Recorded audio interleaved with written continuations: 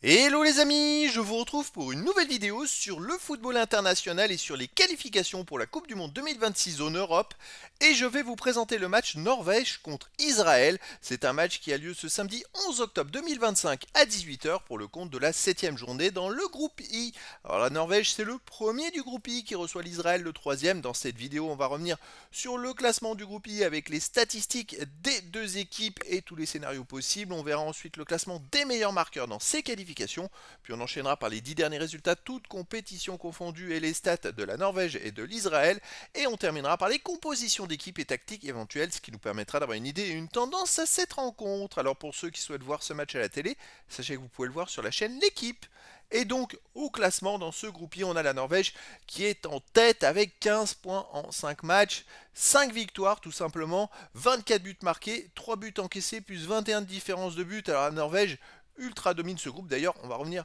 C'est vrai qu'il y a 10 journées, mais comme si vous laissez répartir avec des forfaits, en fait, en gros, comme il y a 5 équipes par poule, il n'y a que 2 matchs et donc ça s'étale sur 10 journées. C'est pour ça. Et donc, la Norvège, très bien partie dans ce groupe, elle cartonne. Hein, vraiment, 24 buts en 5 matchs, c'est énormissime. Ils ont tout gagné et c'est le grand favori parce qu'ils ont même battu l'Italie. Donc, c'est très très fort. Et ils ont 6 points d'avance sur l'Italie. Et l'Italie par contre a un match en retard, donc il pourrait y avoir que 3 points d'écart.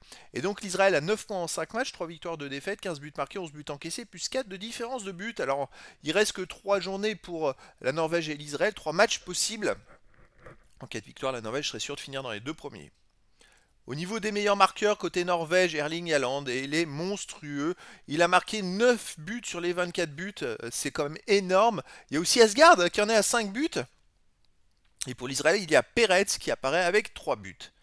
Les 10 derniers résultats, toutes compétitions confondues, la Norvège, 9 victoires, aucun nul, une seule défaite, 38 buts marqués, 9 encaissés, plus 29 de différence de but, c'est monstrueux.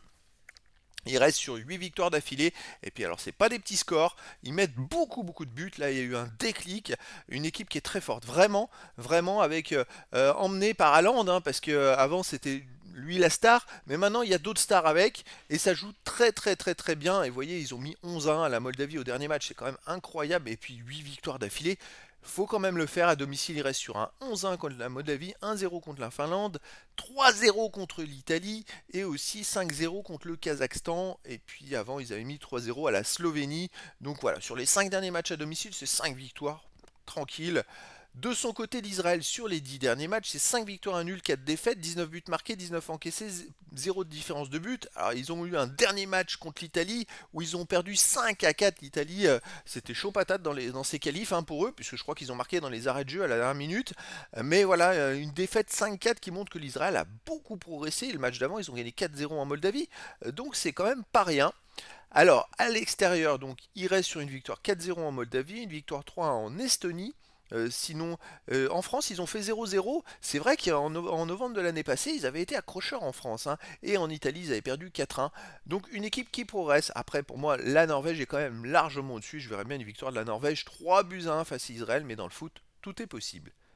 Au niveau des compositions d'équipe et tactique pour la Norvège, on aurait du 4-3-3 avec gardien Nyland, joueur de champ Ryerson, Ager, Ejum, Wolf, Torsby, Berge, Mir, Sorlot, Nusa et Haaland. Et pour l'Israël, on aurait du 4-2-3-1 avec gardien Peretz et joueur de champ Dassa, Nakmias, Blorian, Revivo, Peretz, Kaleli, Gluck, Solomon et Biton. Donc voilà les amis, le décor est planté entre ces deux équipes et donc je vous donne rendez-vous ce samedi 11 octobre 2025 à 18 h pour le match de football international de la 7e journée dans le groupe I des qualifications pour la Coupe du Monde 2026 en Europe. La Norvège, première du classement, reçoit l'Israël, le troisième. Voilà les amis, je vous dis à très bientôt pour une nouvelle vidéo.